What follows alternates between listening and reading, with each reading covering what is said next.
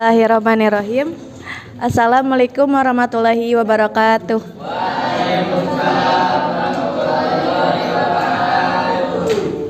Baik, pertama-tama saya ingin ucapkan terima kasih kepada Bapak yang sudah menyempatkan waktunya untuk hadir, dan kepada teman-teman semua saya ucapkan terima kasih. Baik, langsung saja ke materi yang saya ingin paparkan, yaitu tentang pertumbuhan sel dan diferensiasi. Di sini ada pertumbuhan sel. Tubuh dapat didefinisikan sebagai peningkatan komponen-komponen satuan seluler. Terdapat dua macam pertumbuhan sel, yaitu pertumbuhan yang fatal peningkatan ukuran sel tetapi tidak jumlah sel. Dan yang kedua adalah pertumbuhan yang diikuti dengan peningkatan jumlah sel. Selanjutnya yang kedua ada kurva pertumbuhan. Sistem ini adalah sistem tertutup di mana sel ditumbuhkan dalam satu kelompok media tanpa penambahan media baru selama inkubasi. Dikarenakan adanya penambahan media baru selama inkubasi, maka konsentrasi nutrisi akan berkurang sedangkan konsentrasi limbah atau limbah produk akan meningkat. Baik, di sini ada beberapa fase pertumbuhan sel, yaitu yang pertama ada fase lag. Fase lag adalah fase penyesuaian bakteri dengan lingkungannya yang baru. Durasi berlangsungnya fase ini bervariasi dan ditentukan dari komposisi media, pH, suhu, aerasi, jumlah sel, dan sifat fisiologis. Selanjutnya yang kedua ada fase eksponensial. Fase logaritma atau eksponensial ditandai dengan periode pertumbuhan yang terbilang cepat. Setiap sel dalam populasi membelah menjadi dua. Yang ketiga ada fase stasioner. Fase ini terjadi ketika laju pertumbuhan bakteri sama dengan laju kematiannya, sehingga jumlah populasi organisme ini akan tetap. Dan yang terakhir yaitu ada fase kematian. Fase kematian terjadi ketika laju kematian lebih tinggi dari laju pertumbuhan. Beberapa faktor yang memengaruhinya adalah suhu, kelembapan, cahaya, zat kimia, dan nutrisi. Dan di sini ada siklus sel, yaitu ada mitosis. Sentromer adalah organel sel yang terletak di pusat sel, yang terutama terdiri dari pusat pengaturan mikrotubulus atau MOC dan berfungsi sebagai sumbu proses selama proses mitosis.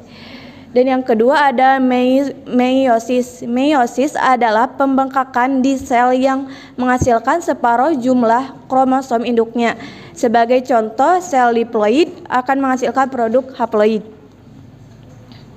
Dan di sini ada diferensiasi, yaitu diferensiasi merupakan proses tumbuh dan berkembangnya sel ke arah fungsi khusus yang tidak dimiliki oleh sel asal.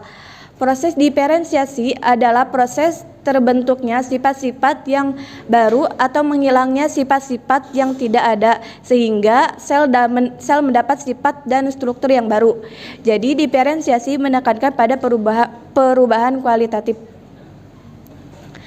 Selanjutnya di sini ada tahap diferensiasi, yaitu yang pertama ada zigot. Zigot adalah ovum yang fertilisasi dibuahi spermatozoon. Bagian atas ovum amphioxus disebut kutub animal. Terdapat daerah oplas atau sitoplasma ovum yang nantinya akan menjadi bakal ektoderm. Yang kedua ada blastula. Terjadi pada tingkat pertumbuhan embrio, terbentuk daerah kelompok sel yang akan menjadi jaringan utama tubuh.